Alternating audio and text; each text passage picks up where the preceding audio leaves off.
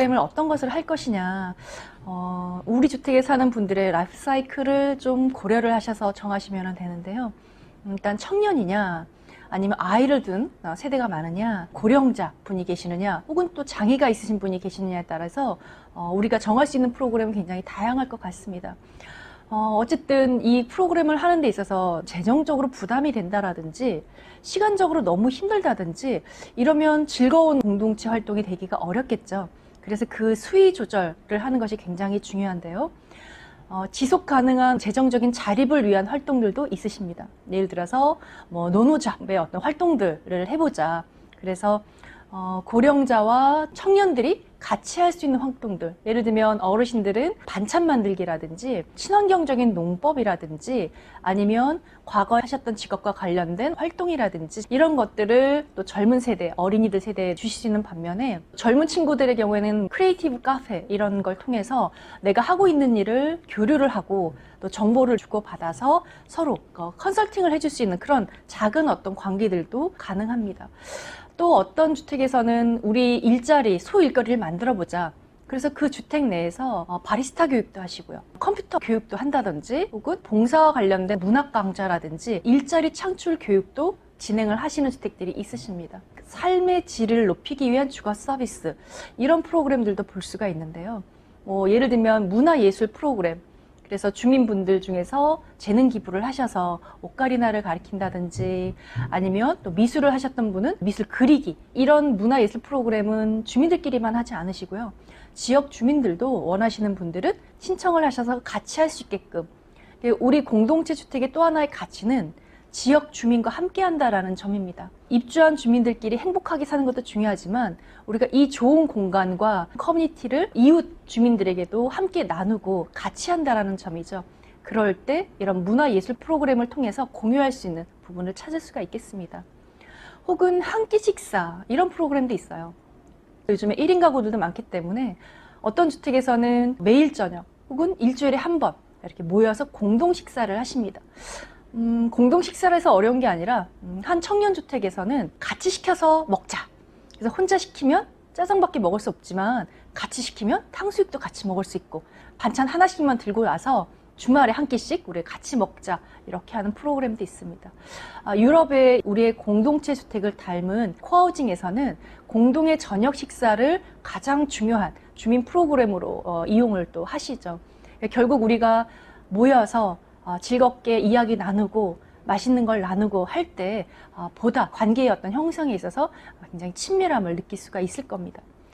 그 밖에 친환경적인 부분에서 나눠 쓰고 고쳐 쓰고 아나바다, 이거를 우리 주택 내에서도 실천을 할 수가 있겠죠. 그래서 공유 창고라는 것들을 두는데요. 그냥 물품을 보관하는 창고만이 아니라 내가 안 쓰는 물건, 내가 가끔 쓰는 물건을 다른 주민들도 같이 쓸 수 있게끔 서로 빌려준다라는 거죠. 그래서 예를 들어서 캠핑 도구들이 있어요.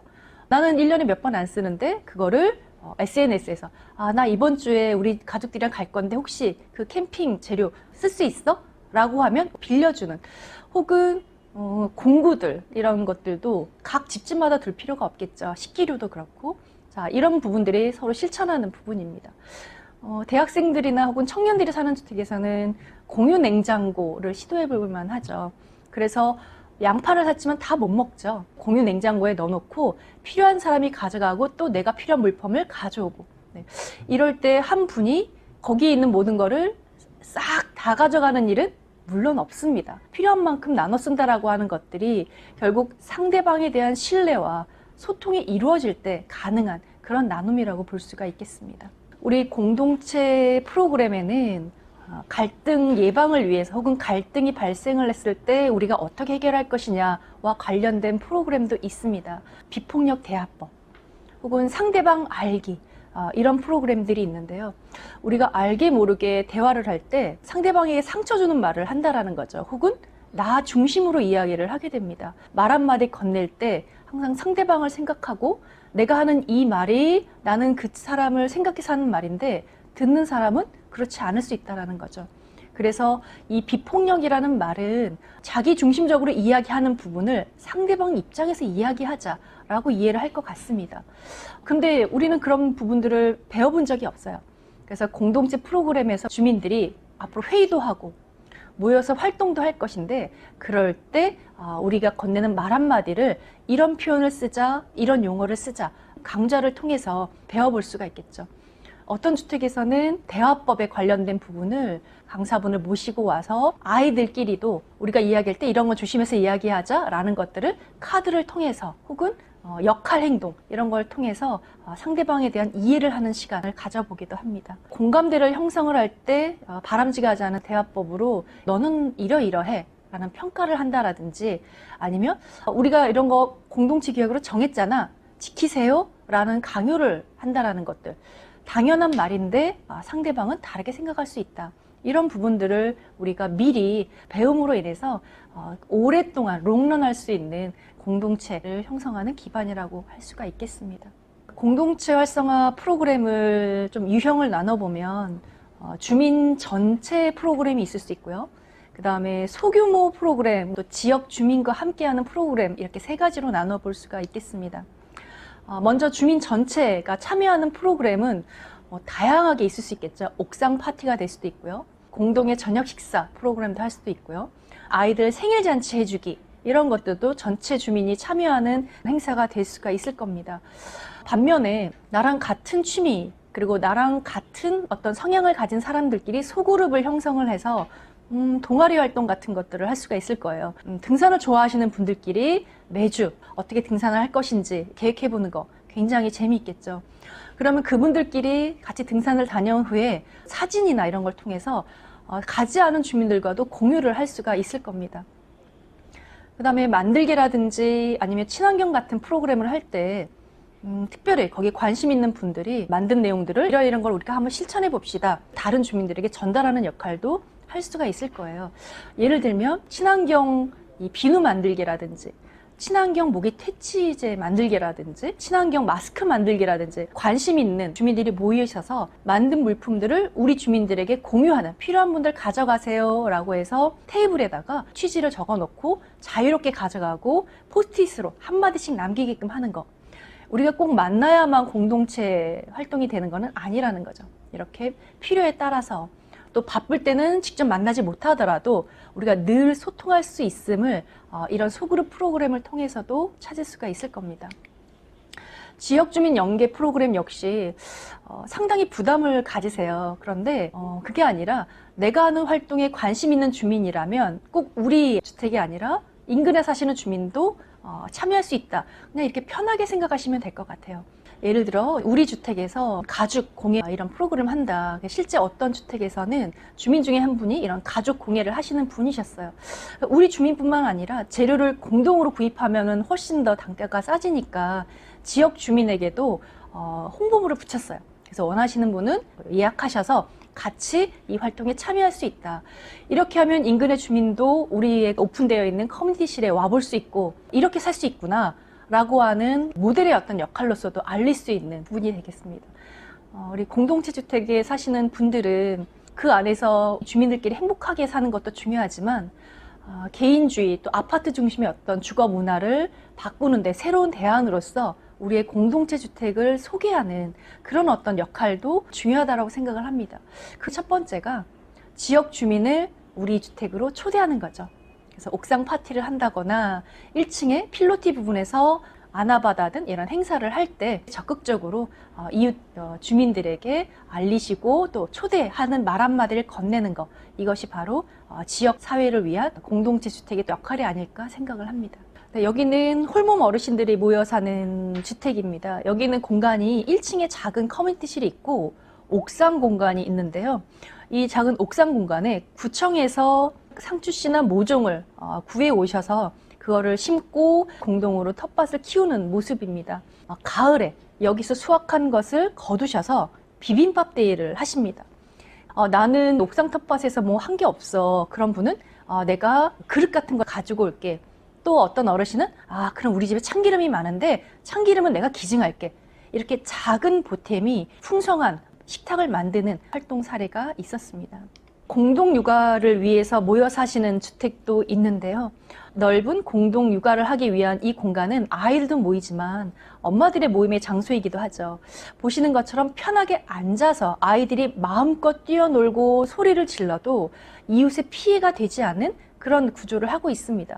그리고 옥상으로 올라와서는 장 담그기, 된장 만들기 이런 전통의 어떤 프로그램으로 아이들과 또 지역 주민들과 함께 하는 모습을 볼 수 있습니다. 이런 것들은 각 구청에 공모 사업들이 있는데요. 응모를 하셔서 거기서 선정이 된 후에 지원금의 일부를 가지고 나눔 행사를 하는 형태를 볼 수가 있습니다. 청년들의 공동체 활동으로는 같이 식사 나눔이라든지 아니면 명절에 있어서의 떡국 나눔이라든지 이런 걸 볼 수가 있는데요. 우리 청년들은 시간을 내서 모인다는 것이 어렵습니다. 활동하는 시간대도 다르고요. 그래서 주로 SNS를 통해서 많이 의사소통을 하는데 이렇게 모여서 식사를 나누는 것도 있지만 꼭 만나지 않더라도 공동의 게시판이나 테이블을 두고 거기에 소통의 어떤 장을 마련을 하십니다. 어떤 청년들의 주택에서는 귤 한 박스가 부모님이 보내서 생긴 거예요. 근데 혼자 다 먹을 수가 없죠. 그래서 본인이 먹을 걸 남겨두고 공동의 나눔 테이블에 갖다 놓습니다. 그리고 예쁘게 포스트잇에다가 맛있게 같이 나눠 먹어요 하고 쓰니까 가져가시는 다른 주민이 너무 맛있었어요. 저는 이 쿠키 나누어 드세요 하고 포스트잇이 하나 두 개씩 붙는다는 거죠. 자, 따뜻한 마음, 정, 소통이라는 것은 이런 작은 실천에서 시작된다고 볼 수가 있겠습니다. 자, 예술인들이 모여 사는 이 주택의 경우에는 이 커뮤니티 공간이 예술 활동의 공간으로도 활용이 되고요.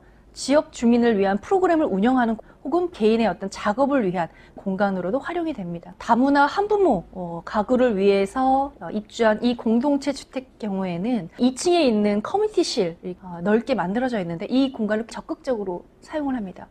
때로는 각 나라에서 오신 주민들이 자기네 나라의 어떤 풍습 혹은 축제가 있는 날 그것을 소개하는 프로그램들을 주민들과 같이 하기도 하고요.